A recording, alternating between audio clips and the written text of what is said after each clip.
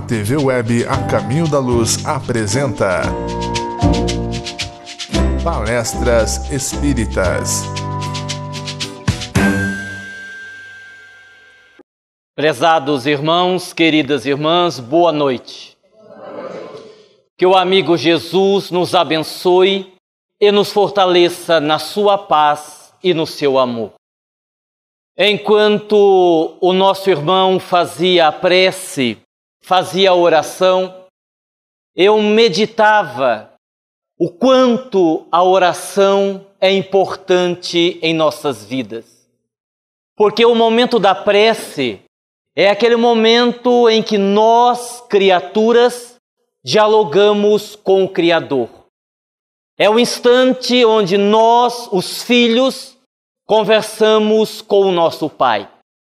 Onde nós choramos, falamos das nossas dores, entregamos o nosso coração.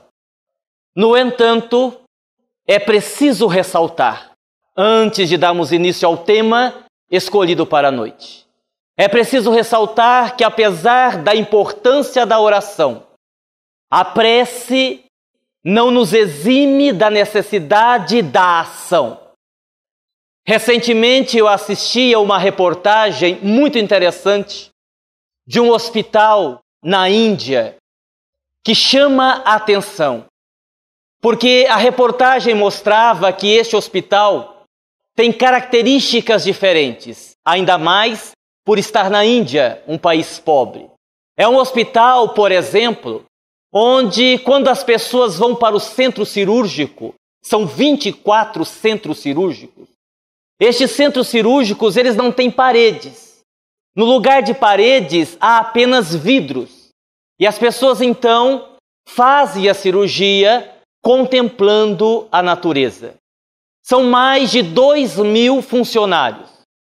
Mas o que realmente chama a atenção no hospital é que os seus diretores conseguiram baixar os custos das cirurgias a quase zero. Ou seja, se você precisa de uma cirurgia e tem dinheiro, você faz a cirurgia. Se você precisa de uma cirurgia e não tem dinheiro, você também faz a cirurgia.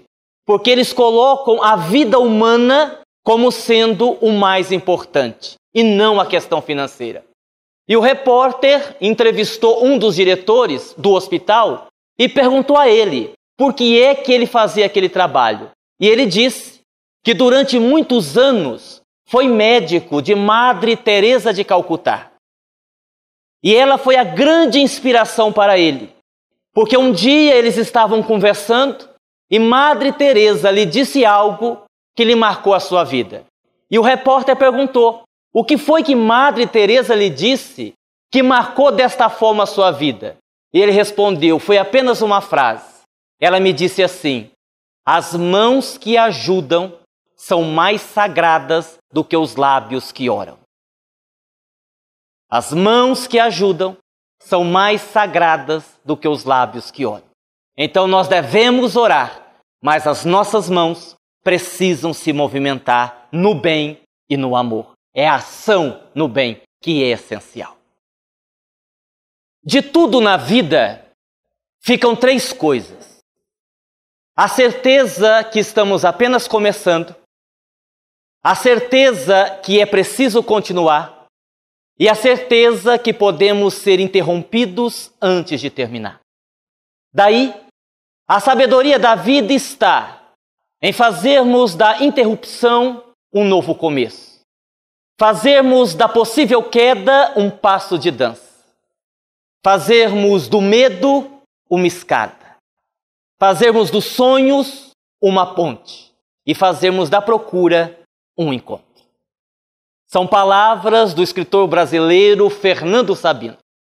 E eu as escolhi para iniciar a nossa palestra, porque eu tenho um desejo profundo e sincero que as minhas palavras possam inspirá-los a buscarem uma vida com sabedoria. Porque, na verdade, eu acredito que a palavra inspiração, ela é extremamente adequada.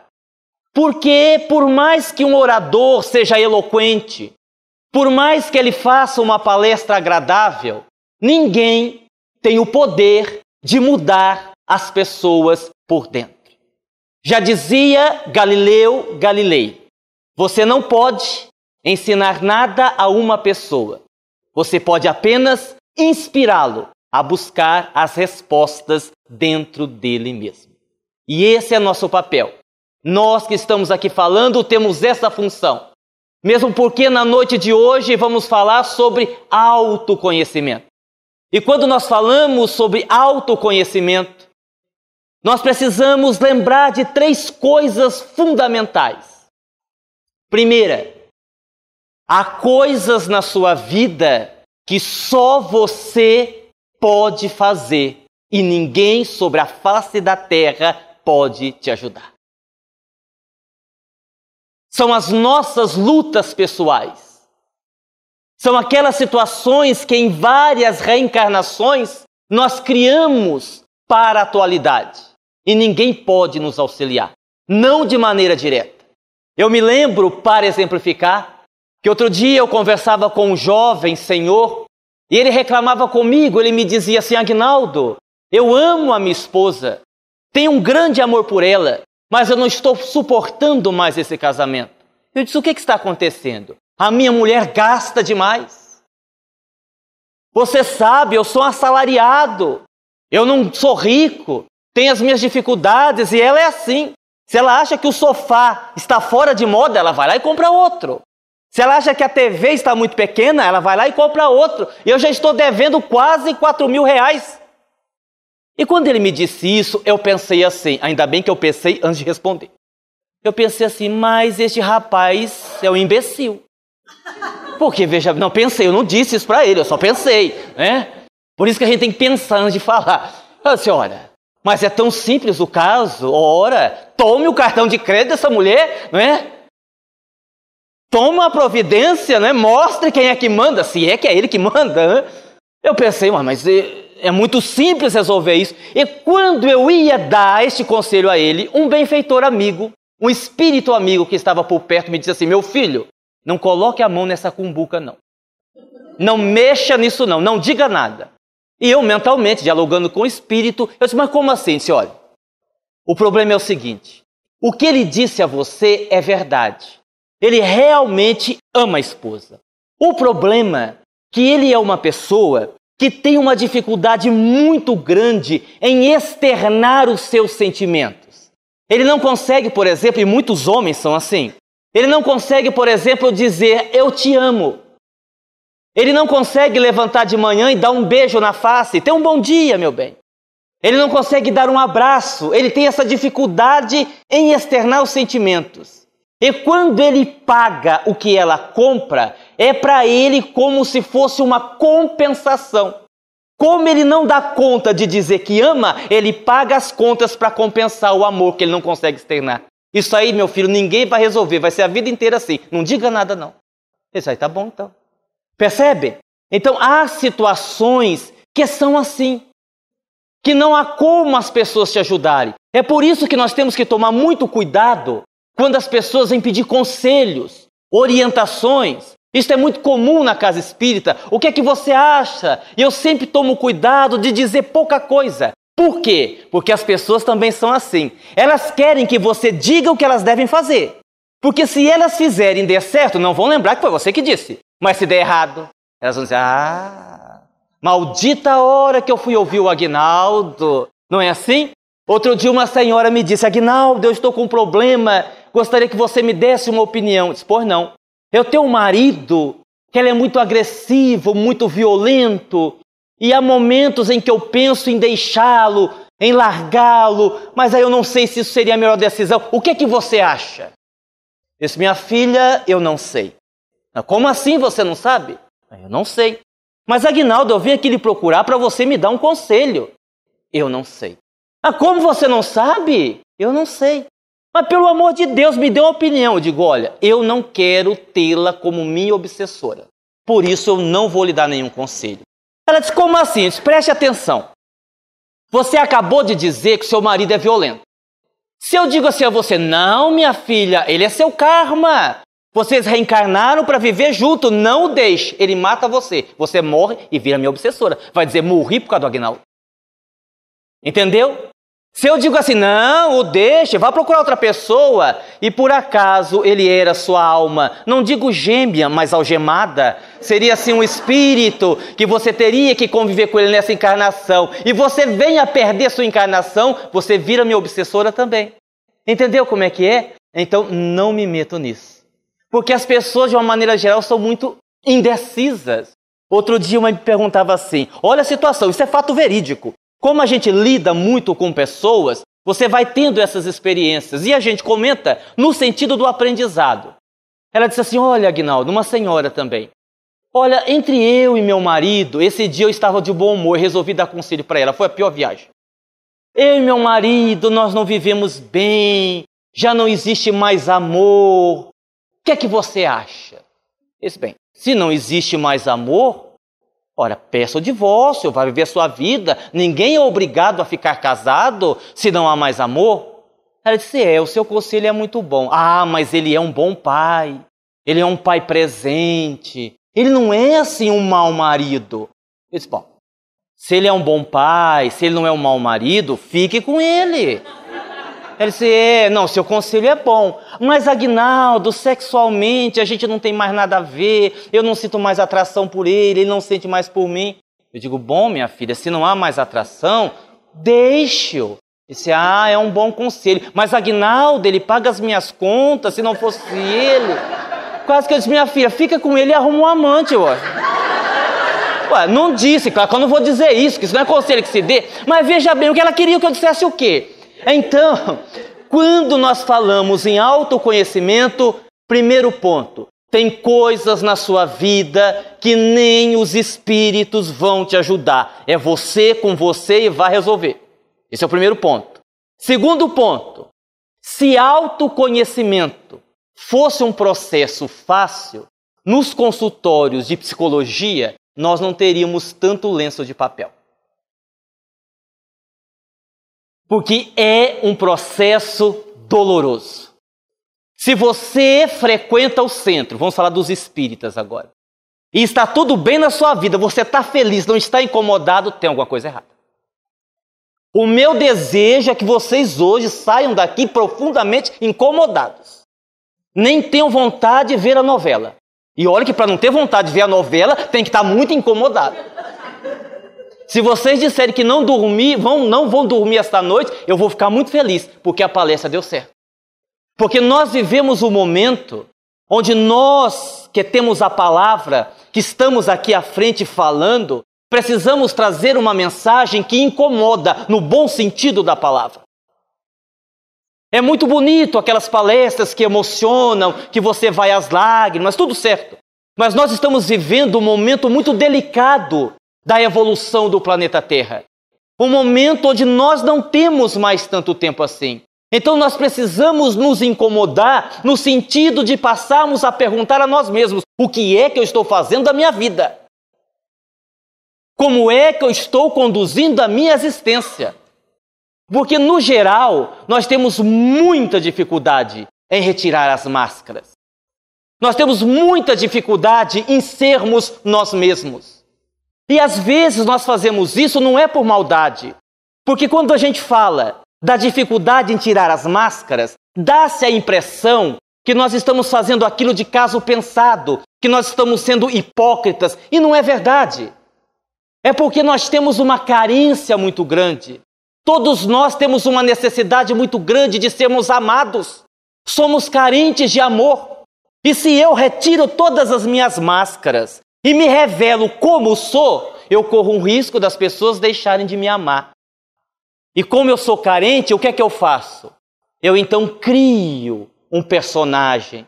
Eu coloco as máscaras para que as pessoas gostem de mim. Não por aquilo que eu sou de verdade, mas por aquilo que eles pensam que eu sou.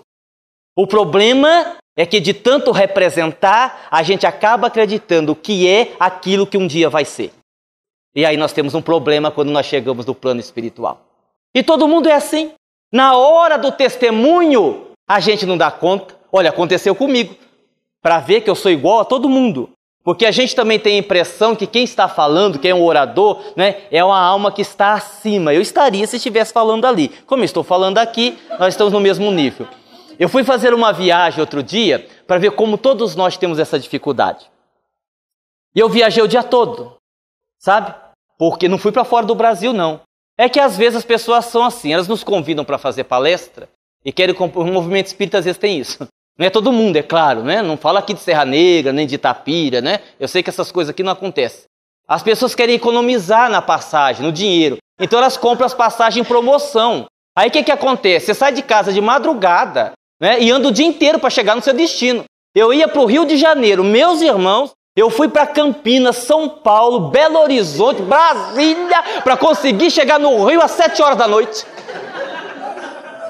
Uma coisa inacreditável, porque a passagem era na promoção, mas tudo bem, deixa para lá. Bom, eu estou contando isso para ver que a hora que a coisa aperta, a gente entrega, não tem jeito. Todos nós somos assim, infelizmente. Eu cheguei no Rio de Janeiro, já era umas 7 horas, o pessoal estava lá me esperando, com uma fome danada, cansado, né? Eu pensei comigo, bom, não deve ter palestra hoje. Não tinham me passado a programação, mas já são 7 horas. No mínimo, deve me levar para jantar. Desci, o pessoal estava lá, me pegaram, entrei no carro e ninguém falava nada da janta. Eu ali com a fome. E também achei chato falar, porque eles tinham que perceber, né? Aí alguém, uma alma iluminada, resolveu perguntar: e aí, Aguinaldo, fez boa viagem? Eu disse sim. Muito cansado? Eu disse, um pouco com fome. Olha, mas você não comeu o lanche do avião? Meus irmãos, quem é que come lanche de avião? Pelo amor de Deus! Aquilo é para passar mal, você vai para o hospital você comer aquilo, aquelas bolachinhas, que eu até esqueci o nome daquilo. É uma coisa horrorosa aquilo, não é que serve, é uma coisa horrorosa. Esse eu comi, mas sabe como é que é? Olha, Aguinaldo, nós estamos tendo um trabalho agora lá no centro, você não gostaria de participar? Eu pensei, com certeza eles devem ter feito a janta lá no centro, estão me convidando para... Sim, claro, vamos para lá.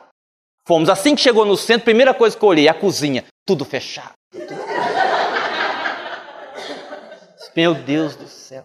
Descemos, entramos numa sala, tinham algumas cadeiras em círculo, né? A luz apagada, um homem fazia assim, meu Deus do céu. Eu perguntei, falei, o que é? Ele falou, não, uma reunião de meditação. Eu digo, nossa. E eu sentei. Eu juro, enquanto eu aguentei, eu fiquei firme, mas cansado, com fome, aquela luz apagada, aquele homem com aquele barulho irritante, aquela música tocando, de repente eu comecei a dormir. E no que eu dormi, eu fui pendendo. Eu não cheguei a cair no chão. Mas essas cadeiras de plástico, o pé entortou. No que ele entortou, fez aquele barulho, caiu em cima das outras cadeiras. O pessoal levantou tudo, acendeu a luz. O que é que foi? Eu digo, meu filho, as trevas estão invadindo. É as trevas. Mas não se preocupe que eu segurei tudo aqui comigo. Muito obrigado. Eu digo, de nada. Que trevas o quê? Só trevas da fome que eu estava, né? Então, a hora que a coisa aperta, a gente entrega. Não deveria ser assim. Então, é o segundo ponto que nós gostaríamos de ressaltar. Processo de autoconhecimento é um processo doloroso, é um processo difícil, mas é um processo urgente. E terceiro ponto, nessa temática de autoconhecimento, ter uma religião é importante. No entanto, a princípio, ser religioso é apenas um rótulo. É apenas um rótulo. Eu sou espírita há 50 anos. Ou eu sou católico há 30 anos. Sou evangélico há 30 anos. É preciso perceber o que é que isso mudou na vida da criatura. O livro que nós estamos usando para fazer a palestra é o livro que nós estamos lançando, E eu me perdi de mim mesmo. Alguém me viu por aí? É um livro que fala de depressão, de ansiedade, de síndrome do pânico, de convivência familiar. E é um livro que fala do perigo de nós nos perdermos de nós mesmos. Que é quando nós perdemos o contato com o nosso eu interior. E isso é tão perigoso porque Jesus disse certa vez: o reino de Deus está dentro de vós. Quando eu falo da necessidade de nos encontrarmos com Deus, não é esse Deus oferecido pelas religiões, mas é este Deus interior que todos nós temos. E quando eu perco contato com o meu eu interior, eu corro o risco de perder contato com Deus. Basta nós observarmos a sociedade que nós vivemos hoje. Nós vivemos numa sociedade, salvo algumas exceções, onde as pessoas estão infelizes.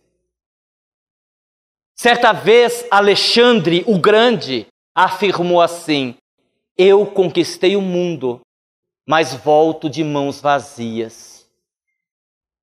E hoje muitos de nós estamos assim, não com as mãos vazias, mas com o coração vazio.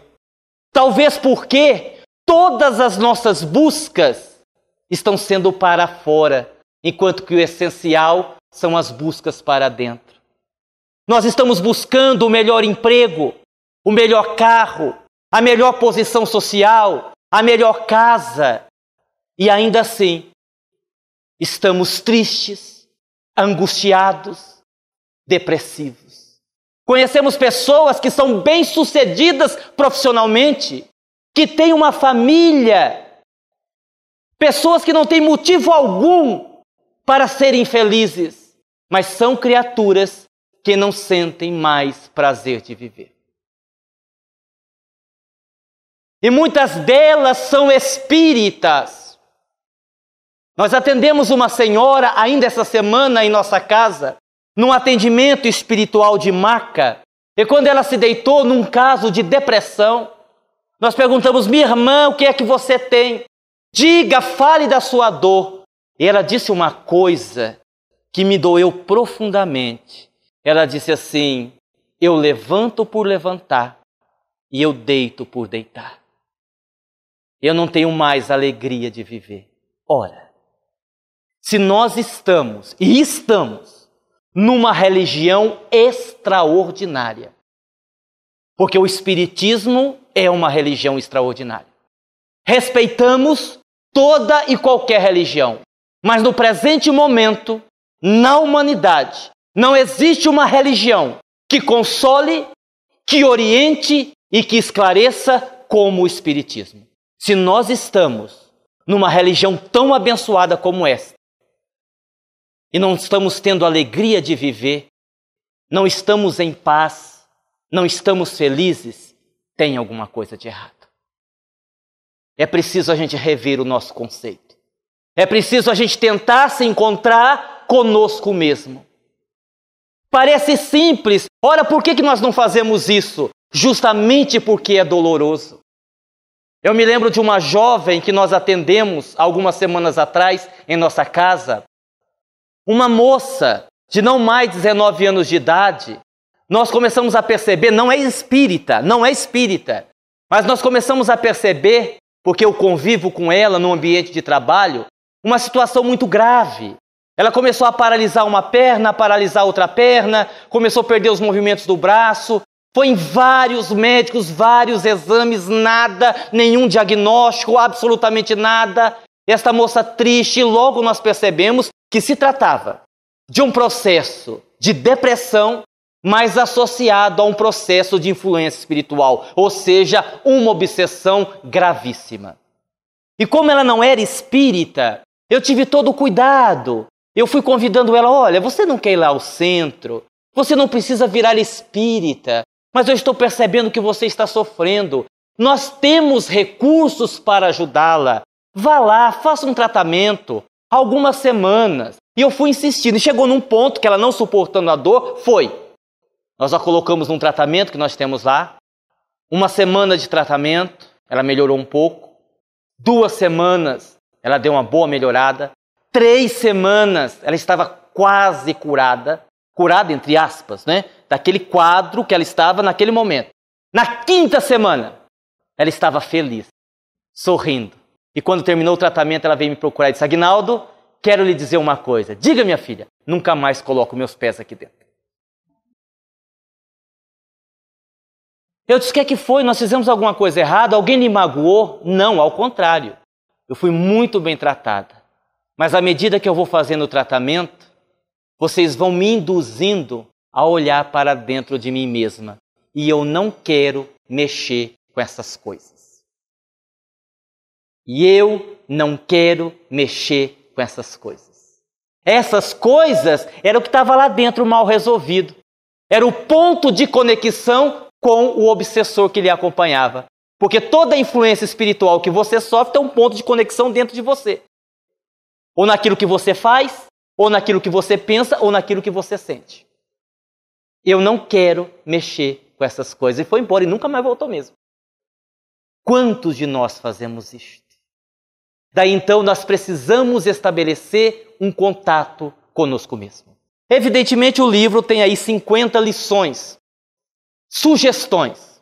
Como nós temos um tempo relativamente curto, para tornar a palestra agradável e didática, nós separamos alguns itens, alguns pontos que nós consideramos importantes para que a gente possa refletir junto sobre esse tema e eu me perdi de mim mesmo. E eu espero que estas sugestões nos ajudem nesse processo de encontro conosco mesmo. Primeira sugestão, anotem aí. Agnaldo, mas são 50, quantos você vai falar? Quantas der tempo? E o resto, é só você comprar o livro depois. É ótimo, tá tudo certo, tem lá 50, porque senão eu não posso falar tudo também, não é verdade? Estou brincando. Primeira sugestão, preste atenção, isso é importante. Você é, ao mesmo tempo, o diretor e o ator principal no filme da sua vida. Infelizmente, muitas pessoas se tornam atores coadjuvantes no filme da própria vida. Há pessoas que fazem ainda pior, se tornam meros figurantes no filme da sua própria vida. É preciso que você tome as rédeas de sua vida em suas mãos. Em suas mãos. E isso acontece muito quando você fala de família. As nossas relações familiares quase sempre são tóxicas. São relações doentes, relações enfermas, de domínio. Tomar as rédeas da sua vida em suas mãos requer muitas vezes posturas drásticas. Eu me lembro de uma mãe que conversava comigo e ela me dizia assim: olha, Agnaldo, eu preciso da sua ajuda. Eu não aguento mais o meu filho. Eu disse: qual é o problema do seu filho? A agressividade.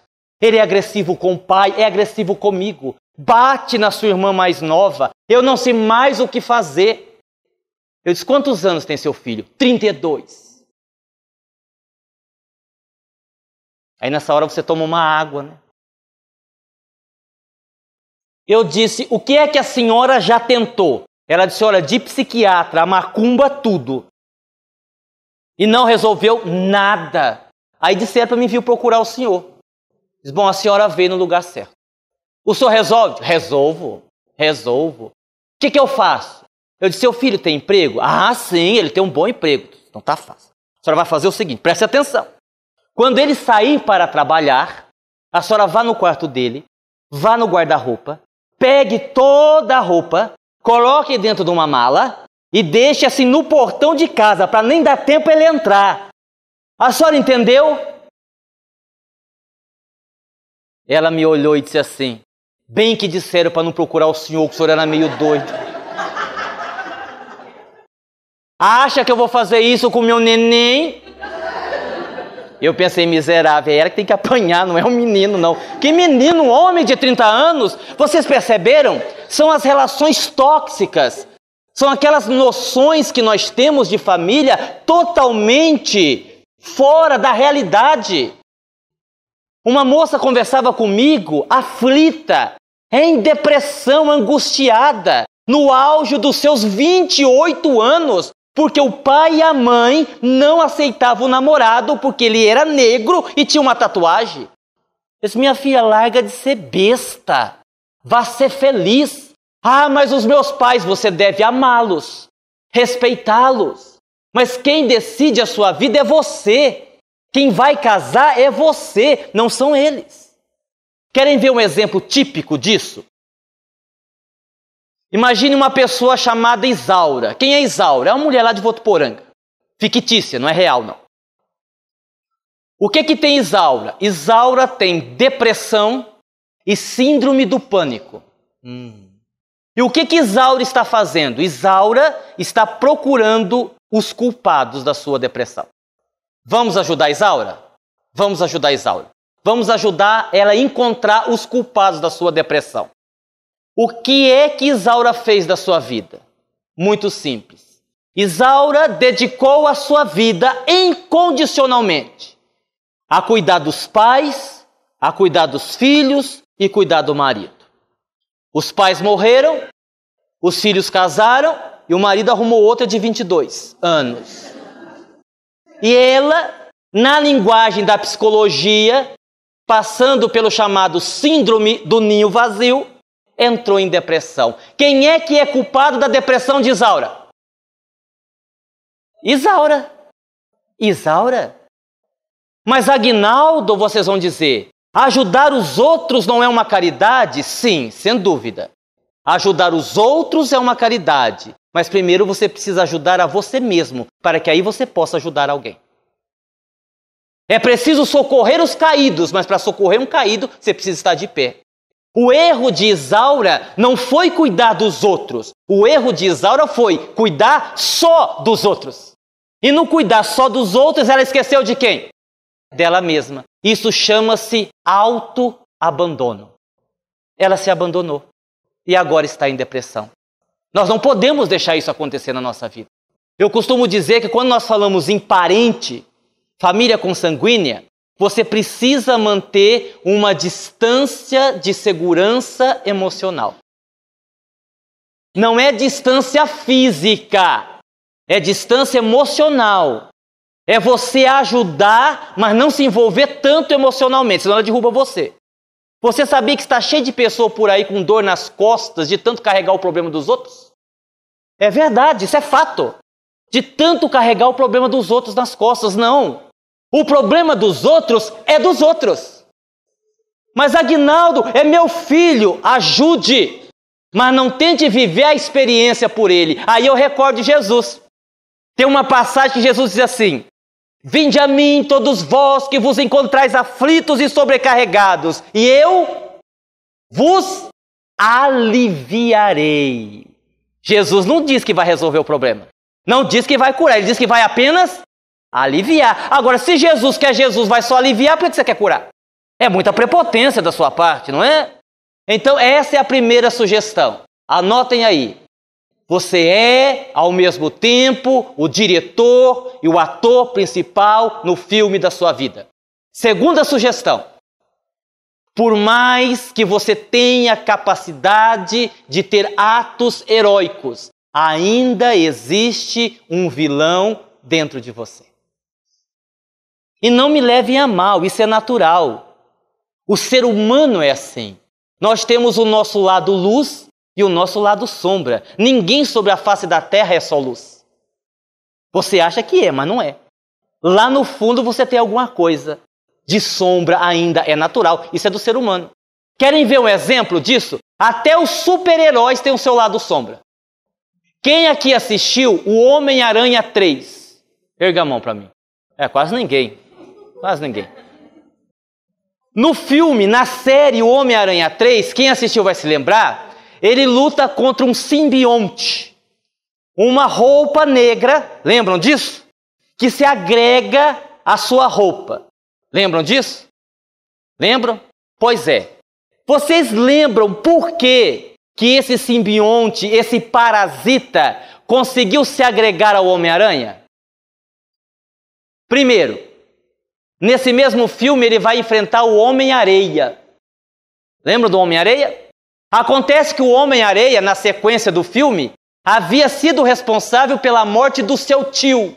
Então, quando ele vai enfrentar o Homem-Areia, ele não vai como um super-herói, ele vai com desejo de vingança. Na linguagem espírita, ele teria baixado seu padrão vibratório. Como ele ficou muito famoso, ele se tornou uma pessoa insolente e desprezou os amigos. No que ele teve essa postura, o simbionte conseguiu agregar-se a ele. É o lado sombra do Homem-Aranha. Percebendo? É por isso que eu costumo dizer que muitos de nós nos parecemos com um monte de super-herói que tem por aí. Por exemplo, tem muita gente que se parece com o Incrível Hulk. Incrível Hulk. A diferença é que ele fica verde. Ele não fica verde? E sai quebrando tudo. A gente fica vermelho, mas a gente quebra tudo do mesmo jeito. Não é assim?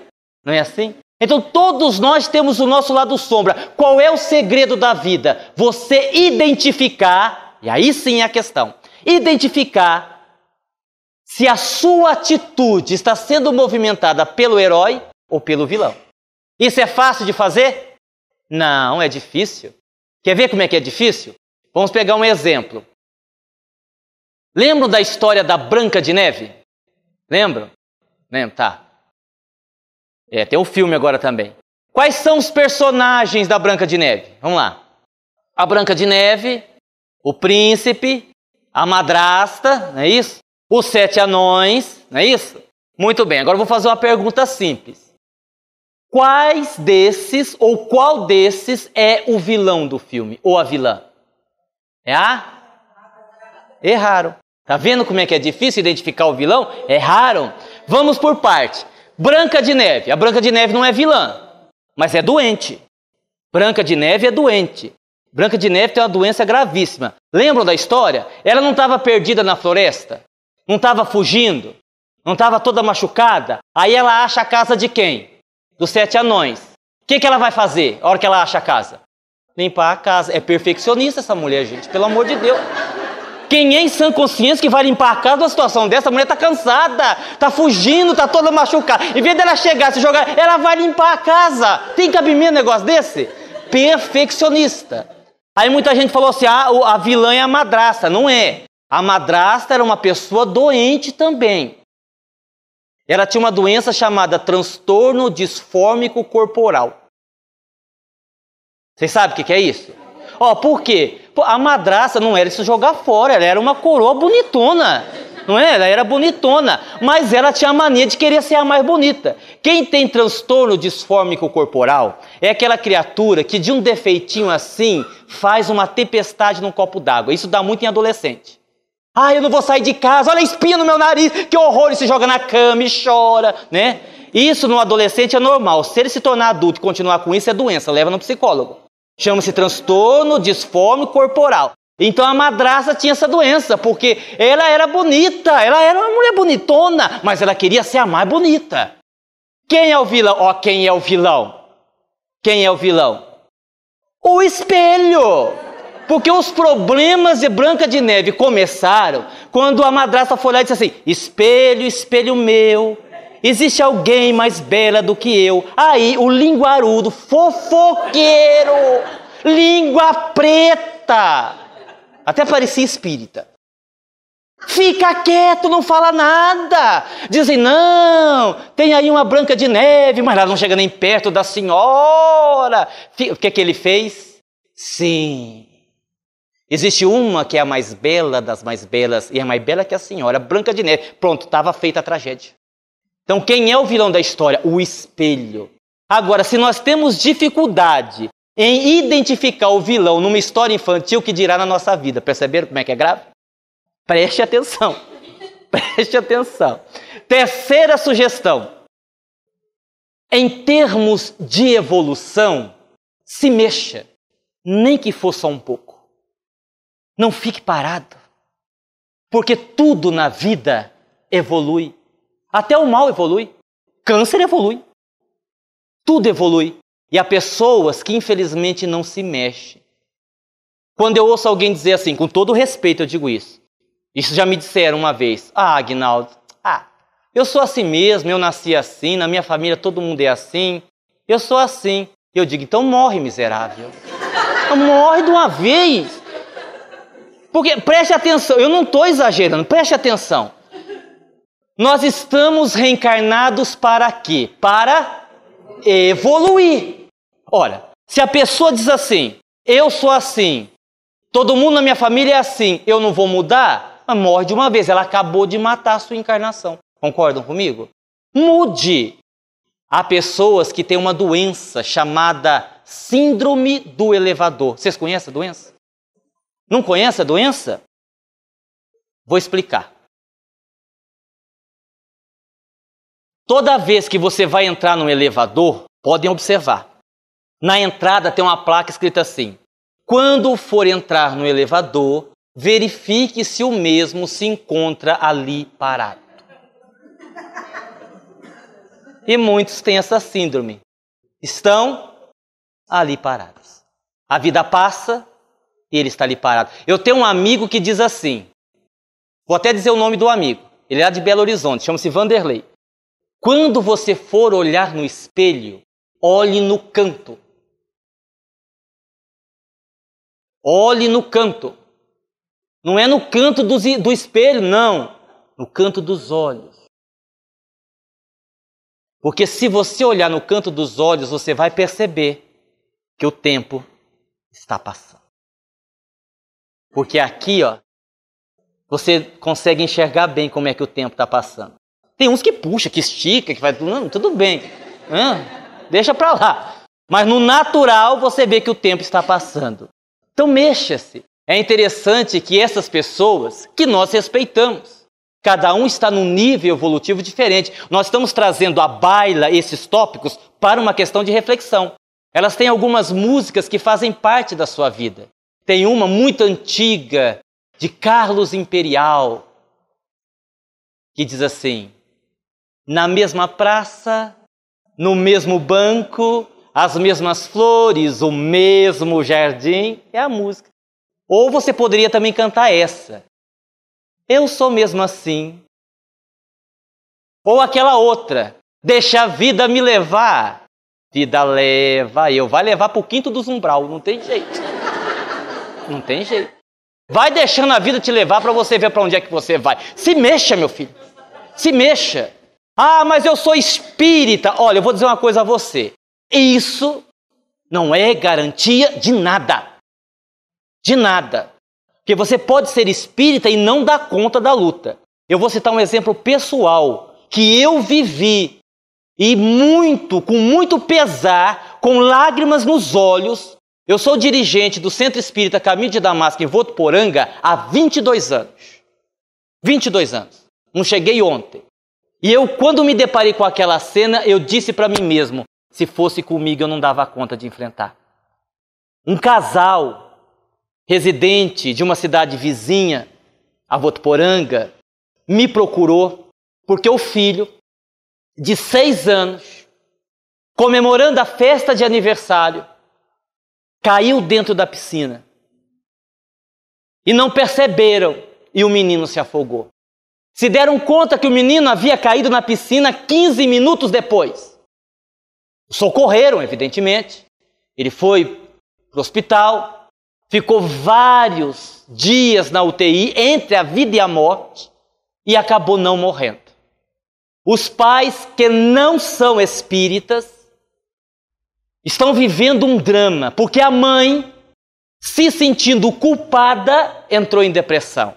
E o pai já está pensando em suicídio. Então, quando o menino voltou do hospital, me pediram para ir aplicar um passe, apesar deles não serem espíritas, e eu fui.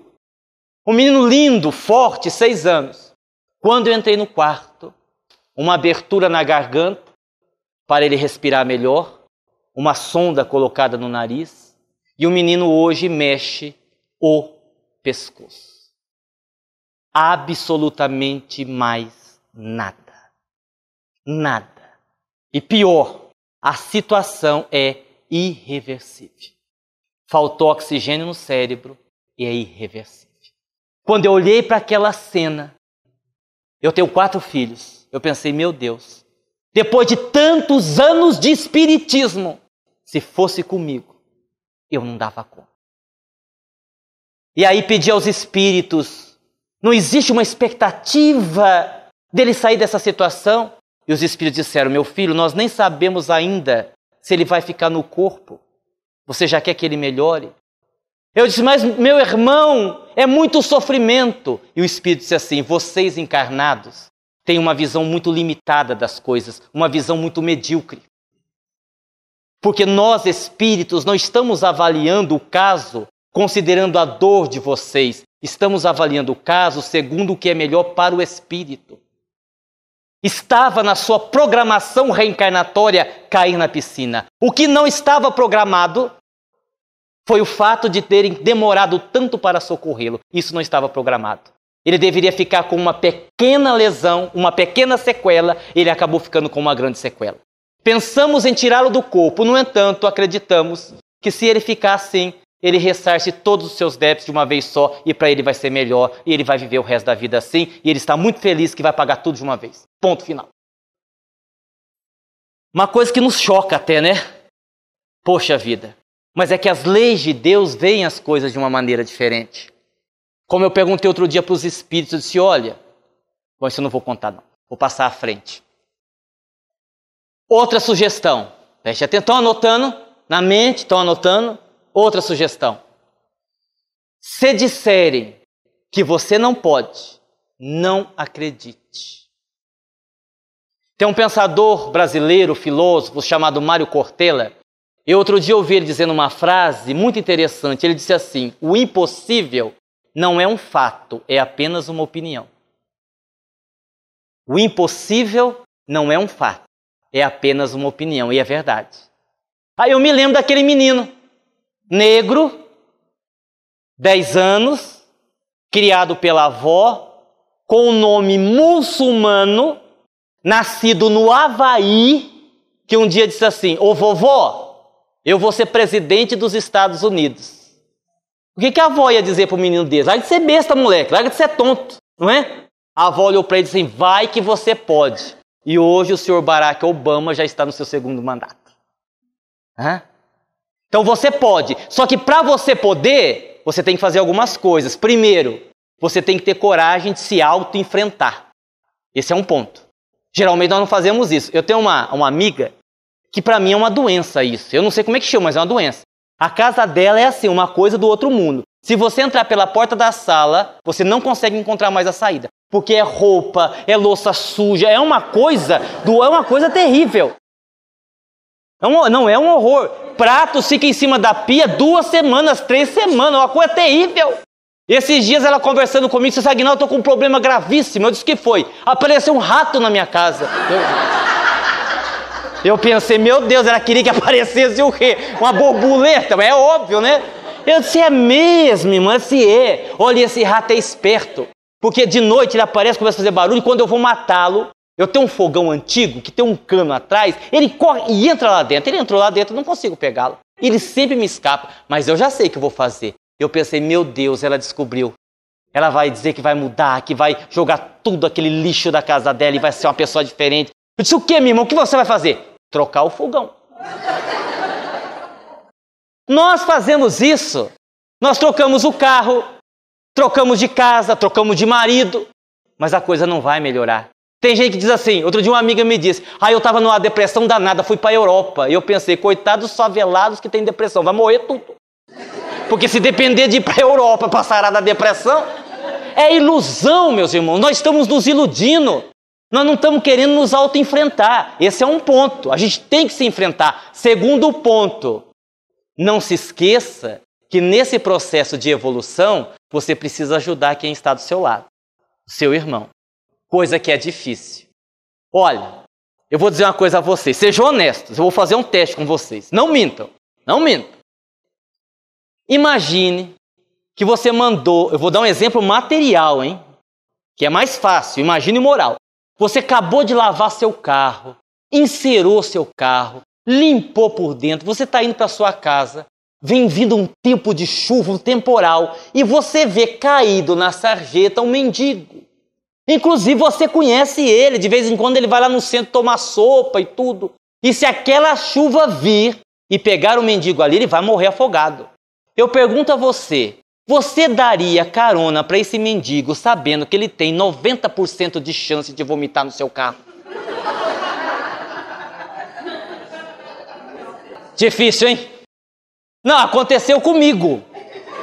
Eu vou contar a verdade, que eu sou honesto. Eu estava passando de carro, vinha vindo um tempo de chuva, eu olhei e vi. A consciência é um inferno. A consciência disse assim, não vai socorrer o homem? Eu disse, não, nem vi. Você viu, sim. Eu disse, não, eu acho que não era. Eu disse, era.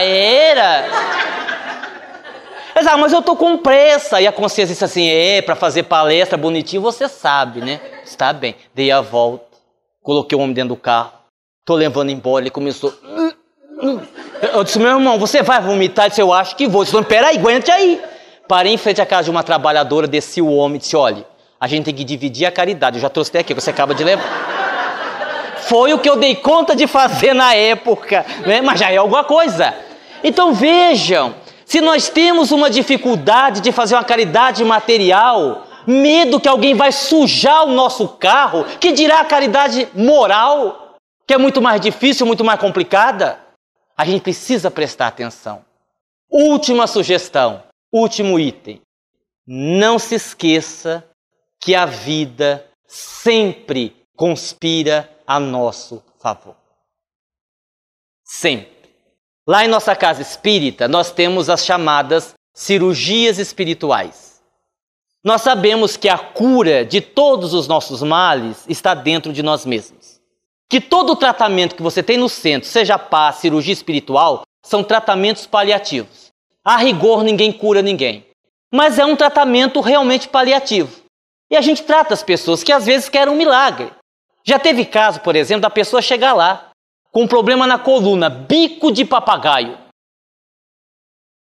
Aí a pessoa deita e diz assim para o espírito, eu queria que o senhor me curasse. A pessoa está com 85 anos, trabalhou a vida inteira na roça, carregando saco de café, a coluna está assim. Meus irmãos, o espírito vai fazer o quê? Só se ele arrumar uma coluna materializada no plano espiritual e colocar no lugar. Não vai resolver, não tem jeito, não tem como. E aí nós atendemos um caso para ver como a vida conspira a nosso favor. Nós atendemos um caso, o homem chegou, a família me trouxe, 80 anos.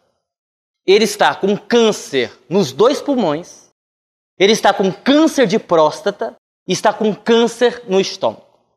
Com 80 anos, só pele e osso. O homem deitou na maca e disse, meu Deus do céu, isso aqui não tem mais jeito não, o homem está mais para lá do que para cá. Nem sei por que me trouxeram. Aí o espírito disse assim para mim, que ia fazer cirurgia. É uma nova mediunidade essa? Eu disse, qual? De ficar dando opinião? Eu perguntei a opinião do senhor? Ele disse, não. Mas é que eu acho, o senhor não é pago para achar, dá para o senhor fazer o seu trabalho, que eu vou fazer o meu. Está bem, eu faço. Mas eu pensei comigo, vai ser à toa, não vai resolver nada, o homem está morto. O homem já morreu e não, ele já morreu e não sabe, né? Mas tudo bem. Oi, gente, 80 anos, com câncer em vários órgãos, não tem. Fez uma cirurgia espiritual, na outra semana voltou, veio 5 vezes e não veio mais. Seu homem morreu. 2 meses depois o homem apareceu, gordo, sacudido. Eu falei, olha que eu vi o homem. Falei, gente, eu estou realizando um sonho. Falei para minha esposa. Mas o que foi? Virei médio vidente. Mas por quê? Eu estou vendo um espírito. Falei, não, eu também estou vendo. Falei, então não é espírito. Não. Eu falei, o senhor não morreu? Eu disse, não, vim aqui agradecer ao senhor. Estou ótimo. Ainda estou com câncer, claro, não me curei não. Estou aqui, mas melhorei, engordei. Os médicos disseram que o câncer regrediu. Estou ótimo, estou vendendo saúde. Eu digo, meu Deus. E aí os espíritos me disseram assim, este nosso irmão tem muitas pendências familiares para resolver. Se ele desencarnar assim, vai se perturbar muito do lado de cá.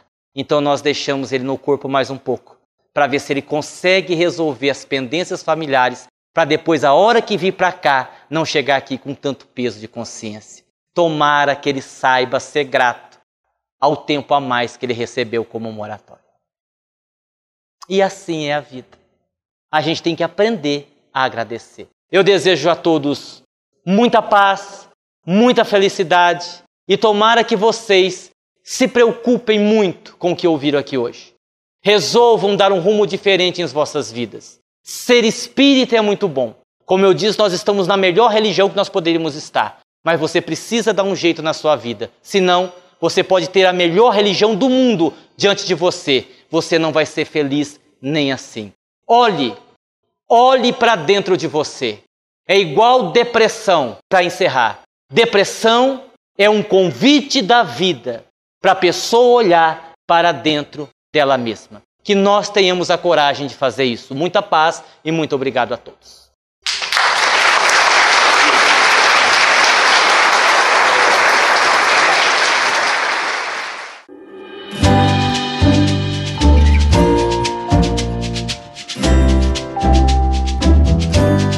A TV Web A Caminho da Luz apresentou